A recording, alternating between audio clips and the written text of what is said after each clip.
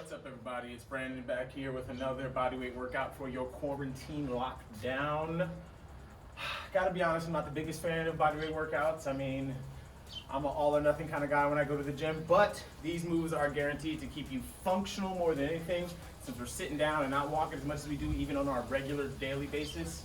And also to actually help you burn some calories. Really want to teach you how to utilize your body better so that when gyms do open up, you get back to your group fitness, crew, whatever you guys like to do, hopefully a little more proficient at it and have a better understanding of what you're actually going to be doing or want to achieve. So today, the idea is 4 rounds of these moves you're about to see. You're going to do one after another in the exact order they appear. 30 to 45 seconds of rest in between. Obviously, you can give yourself some more rest if you need to, but the idea behind all this is to keep the pedal down. When you're doing body weight, one of your best friends is cardio, right?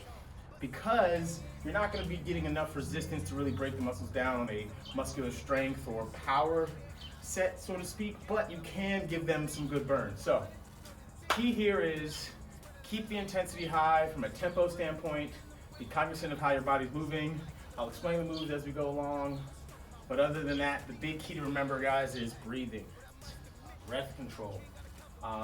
Seems kind of arbitrary, seems a little bit elementary if you really think about it as far as exercise goes, but because it's such an unconscious behavior, we don't really understand that there's multiple kinds of breathing, right? We have biomechanical, we have anatomical, and really the big difference between those two is biomechanical is about the rhythm of the movement. You're breathing with the actual series of events themselves. Case in point, when I do a deadlift, my deep breath is on the way down, I build up all the pressure in my core, keep this nice and tight, then I exhale at the top.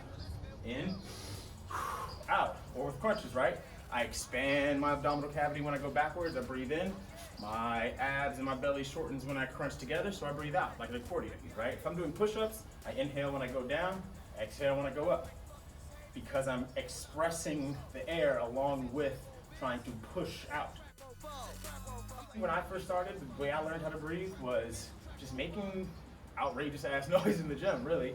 I would breathe in loud as hell and I would breathe out loud as hell. So Yeah. Snoop. Swoop Tank. TVA. Track. So we're the tank. They say the Lord has a plan. I take my path for what it's worth. No answers handed, but get all the points I can for show and work. And mine's all from day one till they put me in the dirt. It's absurd to treat life like anything but a verb. While you hold your nail down, I'll be out paying the town. With my team, your chick confirms the good she would ground. No one around the hero. okay, so first move we're doing today is called the dead bug. Fantastic exercise for a warm-up. It could easily be part of your workout. It's excellent for hip stability, mobility, shoulder mobility. Really teaches you how to activate the entire core. A really great tool for building up deeper core muscle activation. You can round your shoulders so that they're off of the mat and then tuck your hips up as well. As you do that, you're now going to alternate dropping the arm and leg. So if I drop my right leg, my left arm goes back, keeping both straight, nice and stiff. All that tension is still built up in my abs. And then I'll go drop the other arm and leg. The idea is to alternate left and right sides until you get to 10 each. And of course you can expand on that as you feel capable. I envision my motives just from my past event. Indirectly speaking, form of a past tense. Now, variation on that is the straight leg drop. Those lower abs and those deeper core muscles be nice and active so that your hip flexor isn't doing all the work. Next up, we are doing a lateral lunge.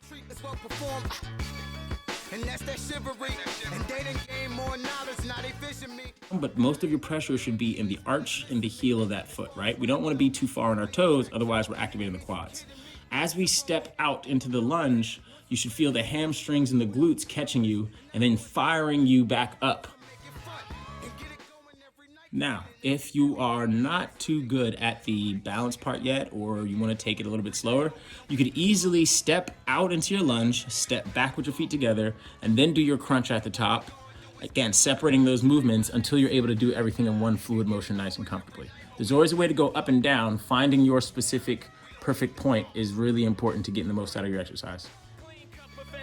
but you never catch me slack. Swag stuck in the future, I'm about to go back. I slide, make fly like a Vox Michael J.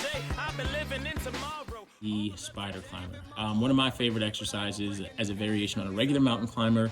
The goal, you're in a nice strong plank, pushing away from the floor, and you alternate, bringing up the right leg and the left leg outside of the hand. And then as you get comfortable with it, you can do it at a more rapid pace, holding yourself up on the hands so that your feet can move left and right nice and easily.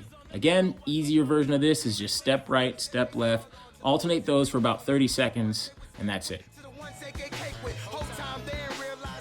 Up, we're gonna be doing a single leg glute bridge. Now, these are awesome because there's a million different ways you can get them done. You could do this with your back on something like your couch and your feet on the ground. The real key is you're trying to push your hips as high as you can. I always say envision going toward the ceiling and activate your glutes to do it, not your lower back. Now, one of the keys to a good bridge is making sure you have a nice straight line from knee to hip to shoulder. The other goal is to make sure that you're getting the pressure on the heel of each foot. It's a posterior chain move, right? It's for the glutes. If you get enough pressure into the heel, you're gonna be sure to activate the posterior chain the way you want to and get what you need out of the workout. Again, if you can't do this where you're doing 15 or so per side, you could always do an alternate version. Keep both legs up there and you just alternate, lifting one and then lifting the other. No. Who, me? After that, we have a push-up variation. Now, I'm doing the wide grip to narrow grip alternating plyo push-ups. It's not really about the explosiveness. That's just, again, something I added in for myself. You could easily do your narrow hand push-up, put both hands wide, do your wide hand push-up, put them back in, do narrow, do wide. Again, find your version of this that suits you best and go with that. Enjoy the workout. If you have any questions, feel free to shoot me a message, DM, email, or you can just holler at my website, dojodc.com. This workout will be up there along with a few others and a few little gems and information that I love to provide you guys as I go. Have a good day. Stay strong. Stay safe.